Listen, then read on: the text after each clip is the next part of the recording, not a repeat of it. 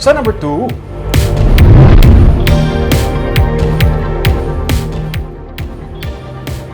pagwa sulod sa mga evacuation center pati na ang pagbisita ang ginaestriktuhan sa mga evacuation center sa Himamaylan City. Katapos sa media wala gitugtan nga maka-interview sa mga evacuees. Samtang iklaro naman sa alkalde nga wala sa may ginapatuman nga news blackout. May report si Barbara Mijares. Sa evacuation center sa Barangay 1 sa Himamaylan City, hindi basta nga may makagwa ukon makasulod. Sirado ang gate kag may mga nakabantay. Ginsiling ni Provincial Social Welfare and Development Officer Merly Garcia ang mga evacuees wala basta-basta ginatugutan nga magbiya sa site. Magluwas nga importante suno sa iya ang mga nagagwa ang ginapalista.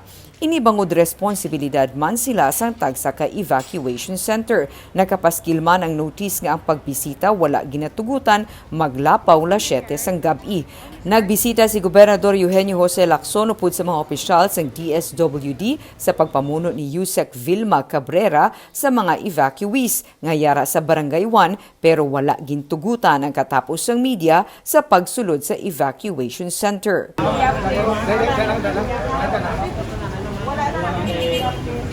Bisan pa ang pagkuha sang video kag litrato ginpauntat man.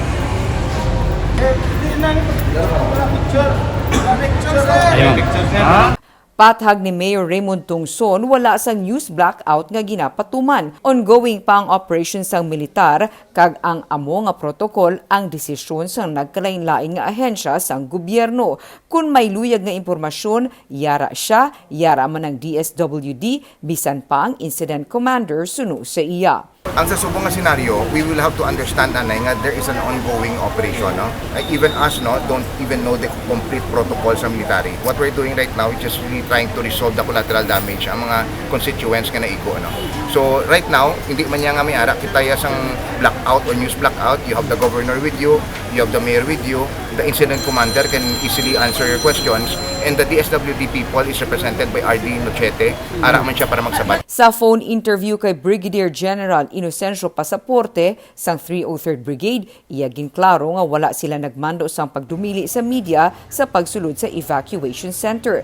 Ginsiling man sang Regional Director sang DSWD, Carmelo Nochete, hindi man sa ila nga tratapan naghalin ang amo nga mando. Ang evacuation center manager ang in charge kag ini ang sa idalom sa LGU suno sa iya. DSWD has no control sa pag-manage sa evacuation center. Ari kami diri to coordinate with the LGU and other NGOs kung may NGOs man, no? Sunod kay Governor Lacson, sa iya nga paghinunanon sa mga evacuees, sila nagahandom nga sa mas madali nga panahon makabalik na sila sa ilang nga mga puluyan. Luyag man nila nga mapasiguro nga may nagakaigo nga assistance sila nga mabaton, tubtob nga matugutan na sila makabalik sa ila puluyan. If you're wondering what's the sentiments of the evacuees here inside, they have one common sentiment. They want to go back to their areas already, but are willing to wait, and they still have their full trust and confidence on the military. Ginklaro naman sa mga opisyal nga humalin sang ginpatuman ng evacuation, 3,000 tubtub 3,500 lamang ka mga persona ang nagdangat sa mga evacuation center. Ang masobra sa 18,000 kadamlag pa ginreport sang DSWD nga nag-evacuate nagatumod sa kadamuon sa persona nga naapektuhan sang armed conflict. Suno kay Tungson, ang mga apektado nga yara man ayhan sa evacuation center o kung nagapabilin sa ilang mga sityo ang pareho nga nagbaton sang assistance sa gobyerno. Sa karon ginapasiguro sang DSWD National sa mando ni Secretary Erwin Tulfo nga may na preposition na nga mga food o non-food assistance para handaan na and kaso nga maglawig pagid ang amo nga sitwasyon. Suno kay Pasaporte, padayon pang assessment kung tigayo na nga makabalik sa ilabalay ang mga evacuees.